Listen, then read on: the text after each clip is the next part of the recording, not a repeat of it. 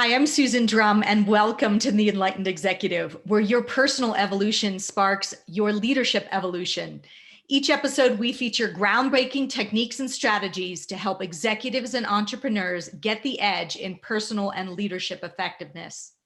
Today, we're going to discuss mediating conflict and the use of constellation work. And I'm excited to introduce my guest, Dr. Amir Kfir. Amir is an organizational consultant who's been in the field of change management for over 30 years, helping companies from around the world achieve high performance and growth. He's the author of Nonflict, the Art of Everyday Peacemaking. Amir was invited to be a member of the Peace Action Network and moderated a forum of Israelis and Arabs CEOs and between Greeks and Turks CEOs. Additionally, Dr. Amir was commissioned by YPO to develop and run chapter development programs all over the world. Dr. Amir holds a bachelor degree in psychology and a dual master's degree in social and industrial psychology. So welcome, Dr. Amir. Thank you so much. Very happy to be here with you and to explore these fields that you just talked about. Yes. So I said the word right off the bat, constellation work. Can you describe what is constellation work and how is it used personally and professionally? So constellation is a certain arrangement of events that took place and how they continue to resonate in our life as we move ahead. So something that could have happened in a previous generation still has an impact on our life and to the way that we interpret and read certain situations. In some places, people call it karma, and they ask, what are you going to do about your karma? How are you not going to let what happened in the past impact your reality today? And that could be in any field in our life. It could be in our personal life, but it could also be in an organizational life where there's a certain constellation that is a derivative of earlier life events in the company, a strong founder that fought with another founder and created a battlefield within the organization that created a certain environment, maybe a culture we call it today, that has an impact in how people interact today in the organization, then they might not know, like the monkeys that got a shower when they went up for the banana, generations after the first banana and the first monkey have already disappeared, and still they keep repeating a pattern of behavior. Being able to understand that and to read into the past and to understand the emotional impact these events have had on us could put us in a position to better manage these realities in our life today and to choose once again. Got it. So is it a bit like ghost work? And when I say ghost, there is a field of work that looks at using the past and what's occurred in the past and making representative like the ghost of the prior CEO, let's say, and how the prior CEO led the organization is still having an impact on the culture today, even though there's a new CEO. And so the ghost work is to look at what was the context by which that prior CEO, what did they infuse? And if we want to change the culture, we're going to have to look and deal with that first. Is constellation work similar to that? Yes, there is a deep look at the organization and the evolution of the consciousness of the organization from its creation. The early relationships that were the foundation of the business that impact a lot of the belief system. What is right and what is wrong? How do we do things around here? And those continue to repeat themselves because they're very deeply ingrained in the way that people conduct themselves. Take an example from my old friend from Greece, who didn't really have much of a higher education, but used to laugh that he has 7 PhDs. When I asked him how, he says, I just hired them. And when I asked him, what was your value system? He says, look, Amir, these are big words for me. I said, Takis, what made you successful? What behavior? He says, we keep our promise. We keep our promise was deeply embedded into the way he was raised as a child and the way he saw his dad run his first pharmacy and the way that he conducted himself in the business world. So when L'Oreal or La Prairie decided to distribute products, they went to him because they knew this guy keeps his promise. Forget the contracts, forget the big paperwork. There is something embedded in who he is. And I don't think that he was ever aware how deep that goes into his roots, into his making. that is something of a great positive example of a constellation that sits within the organization years after the passing of the individual. Right, right. So now even that's embedded in the company culture going forward, and he's no longer the CEO. Yes. And the opposite can happen as well, which means that there is a certain pattern of behavior in the organization that is a derivative of a certain personality. And for instance, somebody could be what was called in one company that I worked with, where the grandfather managed by the whip. Management by the whip was a philosophy that from time to time you need to get somebody who screwed up, put him in front of everybody and whip him. Not physical whip, but yes, you know, emotionally. the kind of wording and the kind of an emotional putting down that everybody around will get the message and understand what is absolutely unacceptable. Now go take that out of the culture of the organization. Even as we become educated and we become more knowledgeable and more humanistic, from time to time, that might snap out as a way that we believe if you really want to straighten them when they're off of their direction, go for the whip. The mental, the emotional, the physical whip that will get fear to come back into the organization. The assumption at that point is that fear is a good driver for people to run like crazy and do what they need to do. Only that generations later, young people working for the company have options, have alternatives in life. Fear is not a great driver for them. And the minute they'll have a better alternative, they'll walk out of it. We wouldn't even know. By the time new CEOs are brought in, professional managers are hired into the organization, that is part of the DNA that makes the organization function the way it does until we reveal it, until we expose it, until we bring to the surface someone who will represent that point of view. And all of a sudden we'll understand why things are the way they are. So how does constellation work? And so in practice, you're bringing the set of beliefs and assumptions that are part of the organization, and you're taking one person to represent each one of those of what it's like to be in the culture. Well, there are different ways of doing it. Some people use pieces of cloth that represents different persona, or could also represent an emotion or a pattern of behavior. We can call it, let's say, for instance, anger, or call it compassion. And someone will stand on that piece of cloth and represent that perspective into the dialogue, into the sensations that are being felt today being in those shoes. I think what will help us to understand where this whole started. So this is a German soldier that ends up the Second World War and decides to become a priest, and his assignment is sent to South Africa. He's going there to help them see the light of Christianity. And all of a sudden he gets exposed to their shamans and understands the power of what they believe is a way of healing and creating a sense of society. Goes back and brings it to the West.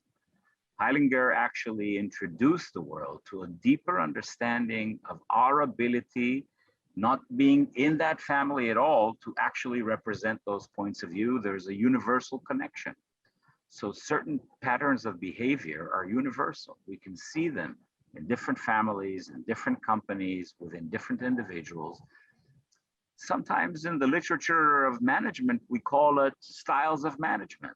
So this person is the driver, and this person is the entrepreneur, and this person is a very compassionate, caring individual. And somebody, we call them, if we feel they're going too far out in that direction, is a bureaucrat, and somebody else is the lone ranger. These patterns of behavior are repeating themselves generation after generation for the individual, for where they grew up, and within the company.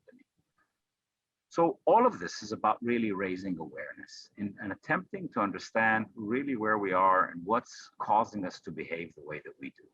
And as we become aware of it, we're able to start possibly choosing an alternative way of behavior.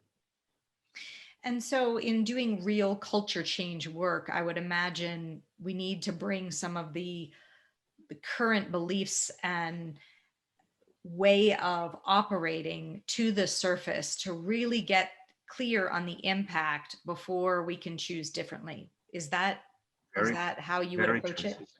Yes, very much so, because It's like anything else in the world or in the medical world. If you want to treat something, you need to go to the root cause, right? The end result that we can see is, I don't know, high turnover or lack of sufficient level of sales or profitability. It's like a heart attack. That's the result. The symptom to that in the human body would be high blood pressure, cholesterol, pain in the chest if you're getting real close to it. And in the business, that might be other things that are symptomatic, like too much inventory, lack of control of quality. But then you have to ask, where is it coming from? What's the cause of that? For a human being, it would be eating habits, exercising habits, philosophy of life, management of stress, genetic structure.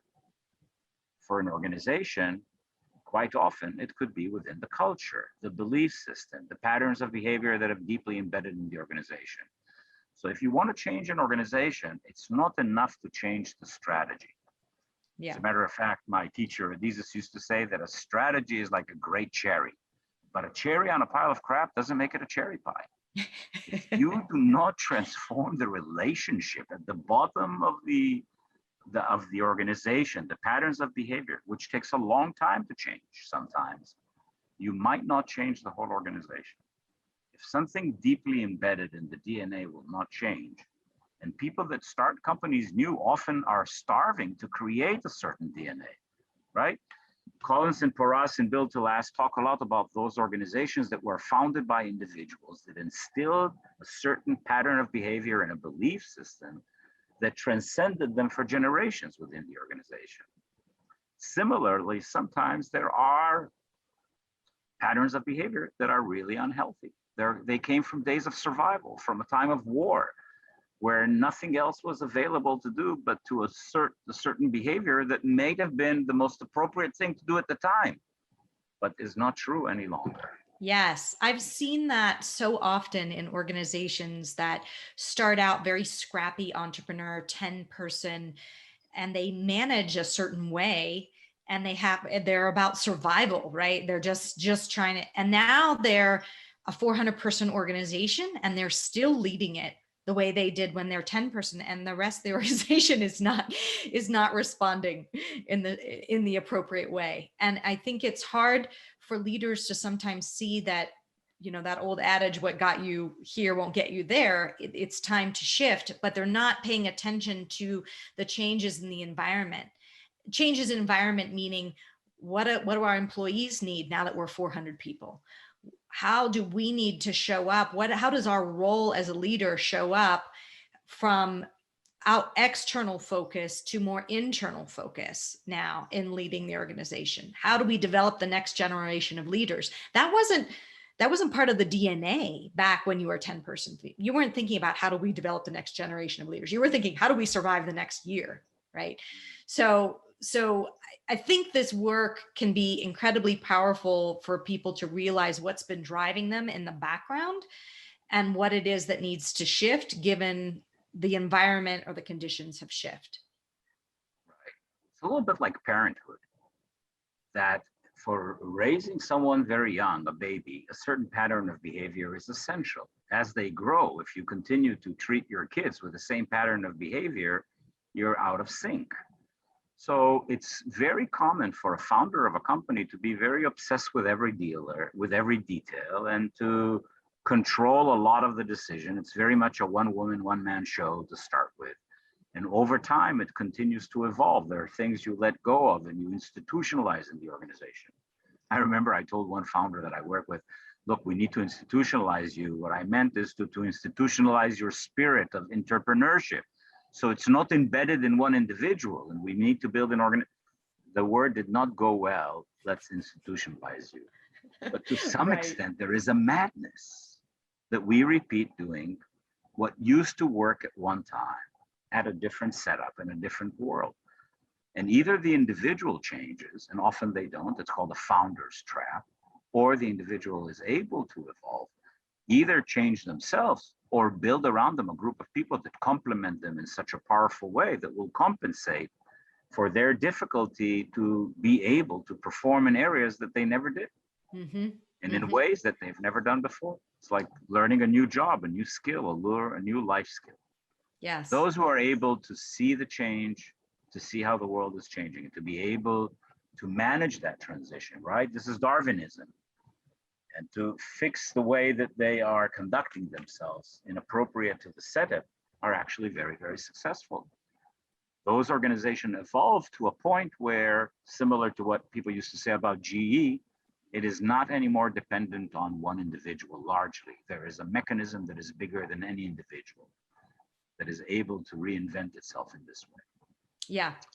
Let's talk for a minute, switch gears on your work for dealing with conflict.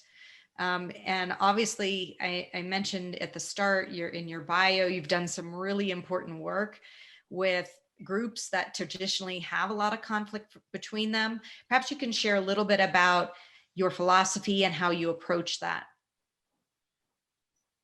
Well, this is really important. And in a way, it's tied into what we said before, because the way that we behave in conflict is also a derivative of something that happened in the past. We grew up in a certain home where there was conflict management, conscious or unconscious. We either saw people that whenever there was a conflict, they raised their voice and that they said it's going to be my way or the highway. And that's called forcing your way forward. And we saw right next to them probably somebody who folded, which means maybe they pulled back now, but they'll come back in an attack later. So it was like a battlefield. And in that battlefield, there was somebody who always folded, not only folded, but fled away, sensing that this is not going to go well and I'd better stay out of this thing, right? And there were people who came probably in that setup and says, let's compromise, let's do 50-50 or whatever. All of those are patterns that are repeating themselves from generation to generation. It requires a very conscious mind to stop and look at it from the outside and say, hang on, what's going on here? Mm-hmm. What are really the conflicting needs that we have to be able to manage the conversation and to identify what is the true, unique, underlying need that each side had, and whether these are true conflict or false one. False is the classical conflict that we actually want different things. We call it an orange, but you want the peel and I want the juice. Real conflicts, there are situations where there is really a different interest associated with this. Your win is my loss and vice versa.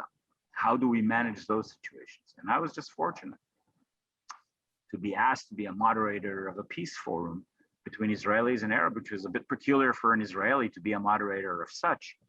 But I was well balanced, both I think from my own upbringing, and this is why I probably deal with conflict, because I ended up playing a role between mom and dad from a young age, mm-hmm. but also because there are always other people in the room that are willing to balance you off in that way. But what I learned in that conversation is what's really important to be able to resolve conflict is the ability to be in the shoes of the other person. In other words, to have empathy. What does it mean to be able to have empathy? To see clearly the other side in their imperfection and to be willing to accept that as I accept my own imperfection. To have empathy to the misguided situation right now and to be able to identify together to co-create a solution that actually addresses the real needs that both sides have. The art of doing that requires very deep listening. It's called active listening. Yes. And it requires the ability to fully engage in holding for a moment the position of the other person. If you and I played this now, and I would have an argument with you, I will ask you to come back and tell me what you heard me to say and whether you heard me well or not. And then we will do reverse roles. And sometimes in your absence, I will become you. And you will hear me express your point of view. The person who would be most surprised by that is what I will feel coming out of my mouth. Right. It's not necessarily to check, did you hear me accurately? But there's something that happens to the person when you assume the role of the person that you have conflict with, and you speak as you've heard them express. If you're going to role reversal and play out, there's something that happens to the other person when they start to speak your language that shifts them and builds that empathy to understanding. Right. It doesn't happen until you actually try it on, though. It's not like, yeah, I heard you. No, you didn't really. And so it sounds like you do, in the conflict work you do, you're using this role reversal exercise quite a bit to help people really embody the other person's perspective and develop the empathy for their perspective. Is You that said it right? beautifully. Here's something that you just did that I just want to highlight. You change your tone of voice, and that is largely where it is. I'm not reading empathy through the words that you say. I'm listening to your tonality. Does it have softness in it? Are you willing to embed for a moment the other way of looking into it and to say, that's a possibility. You're not really sick in your head when you're thinking the way you are. Obviously, from the world of possibilities, seeing it as you just did, okay, I can see why you chose to see it that way. I can understand how, based on your position and your circumstances, that seems to you the reasonable way to look at it. Now I'm at ease. Now I'm ready to listen to your point of view. Phase one in any conflict resolution, and the most difficult one, is really understanding each other. Phase two is understanding what are we really creating together? What's our common reality? Which is really what are we suffering from? In many cases, by the way, lack of trust and lack of respect when you look deep into it. And what works well, so not everything is bad, but also what's the worst case scenario, which means if we won't do something about it, where are we going to end up? And what's the probability for that to happen? That's the second phase. And the third phase, the most valuable one, is the ability to close our eyes together and to see a joint future where both of us are benefiting, where both of us are in a great place. In business, we used to call it win-win, still do. It's the ability to see a clear picture that both ends are enjoying the fruits of what we've created, and then find out what's holding it back and what we need to do practically to overcome those obstacles. When the dialogue gets to the third step, we're sliding. We're really moving right into the right direction. But the prerequisite is fully understanding each other with a deep sense of empathy, with a deep sense of recognition for legitimacy of another perspective on this issue. Yeah, fantastic. So, um, what was the result of some of the peace moderation work that you did? Were there any interesting outcomes? Anything that surprised you in doing that work? Love that question, because that's really the invitation to understand the potential for all of us, right? For the people who were in those groups, the first thing that happened is that they started looking at the world a little bit differently, because they were all very influential people in their own communities, managing thousands of people who worked for them. They started speaking differently about situations, be it between Israelis and Arabs. That was the formation of a new chapter for YPO in Israel and in Palestine, but a lot more than that for people doing projects, amazing initiatives taken by individuals to say, it's going to be governments who will sign peace treaties, but the reconciliation starts with people. And if business people start to reconcile, big movement happens, because at the end of the day, once peace is signed, that's what's going to flourish, is economic relationship between two countries. In other places, people went back and started to really study conflicts that had an historical background, that they were sort of like under the propaganda of their country, and all of a sudden realized there's actually a different narrative to it. The biggest impact was about how to take it from conflict between nation to conflict within society. How to help women in India feel empowered to deal with their reality, not feel that they're under a compress of a very sort of like masculine society, and start asking, demanding, and getting what they deserve by putting power together around political power and changing the way that young women are treated, and the safety in the streets and the bathroom for the girls, so that they have to go to the forest and whatever, and kids' safety in South America, not needing to belong to a gang to find support within a group. These groups then became something very powerful also for the business world, because we understood that the same thing happens in the business. If you want to create a powerful culture, you need to create a culture that people watch each other's back and take care of each other. That's the essence. Will you be there for me? Can I depend on you? It starts with simple dependencies, like you say that you're going to deliver a report at a certain day, and based on the commitment that you make to me, I make a commitment to a third party. Yes. But the deeper level of trust is an understanding that we either hang together or will hang next to each other. And that I, being a member of your executive committee, I'm not your competitor. The competitor is outside. The confusion is that if I shine in a meeting, you think that I might reflect negatively on you, and maybe I'll get the next promotion. And so the combat moves from outside inside. And as people start to battle within the organization with each other for prestige, for recognition, for position in the organization, we lose it. Because what makes us successful is not 5 different fingers that operate separately, but if they hit the wall, they'll all break, is our ability to become one, the ability to become a fist. Everything that a leader wants to do in the organization is unite the force at the top. The higher the alignment at the top, like a pendulum, the less there is shift on the bottom. The higher the diversity at the top, the higher the distance between people below. They don't talk to each other. They're in silo. Now go be agile when everything needs to go through the boss. If you don't have the culture that we learn how to work with each other because we co-create, we are dependent on each other's success. It's a fascinating place this is happening is in families. Yes. So tell us a little bit about your work there, because I know you wanted to look at the personal life of these leaders and how that's impacting their business life. And I'm a huge believer that childhood wounds play out in the workplace over and over. What happened to you as a child is how you lead today, unless you've done a tremendous amount of work on that. So maybe you could share a little bit about your approach to this work with family constellation or other types of work with families. When I think you've said it, you know, if you have a challenge at home, right, energy is fixed. If you have a disease, I remember my dad at the end of his life had cancer. And we used to go on a trip on a boat every year together with a group of his friends. And I came along. It was a great way to spend a week with my dad. And the next year came up and I said, in June, Dad, we want to go. And he says, son, I can't. I don't have any energy. I have to calculate how many steps there will be down the road. I can't do this. What does it mean? When you're very weak, all the energy goes inside.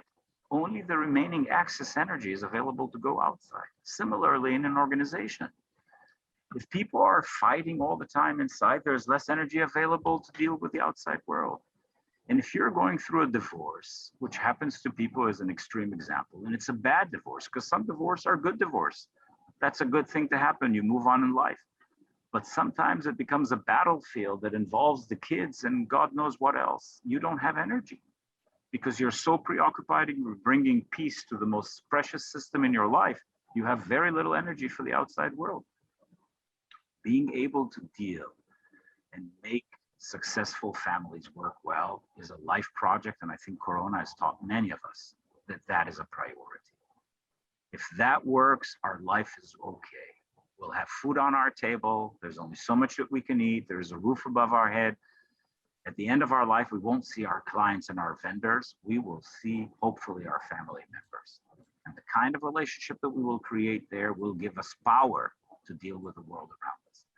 So being able to manage a conversation in a family, to learn how to deal with conflicts before they become explosive, to be able to be there for each other so that there is no need for therapy left and right, that we learn how to talk to each other. And the protocol of that conversation is available and present, and it's very simple. We hear each other, we share, we don't tell each other what to do, we keep confidentiality among ourselves. Principles that you and I have learned for many, many years, and we deploy them in all the executive groups that we work with, because we understand that those are the foundations of success. Openness, authenticity, vulnerability, confidentiality. That's a family. Look, I really appreciate the work that you're doing around both family and how that impacts business and executive and navigating conflict in both those environments. I'd love to have people know where they could find out more if they want to learn more about constellation work or the work that you do in dealing with conflict. Well, thank you for that opportunity. Look, there's a book called Nonflict. It's not non-conflict. It's nonflict, which means it's converting conflict into nonflict. The Art of Everyday Peacemaking. And there's a movement that we started both in the US and Canada called the Million Peacemakers, which is an NGO dedicated to spread this around the world. I'm looking for any help from people that will help me find ways to spread it, be it on a movie, be it on a TV station, be it on a big stadium where we'll have a lot of people sitting on blankets and going parallel through this process. Any way that will help people learn a very simple, straightforward process that in 2 hours you master it and you've got it under your belt. You don't need to do a 200 course to get a certificate. It's a simple life skill that is out there and available for people, and I'll be happy to share it with as many people around the world. Wonderful. Thank you.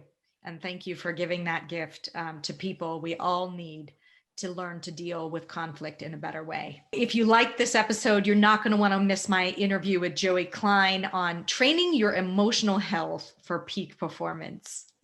Thanks so much. Hope you enjoyed today's episode, and I'd like to point you to the next important step. Hit the subscribe button and the bell to get notified when we release new content. I'll see you on the next episode of The Enlightened Executive.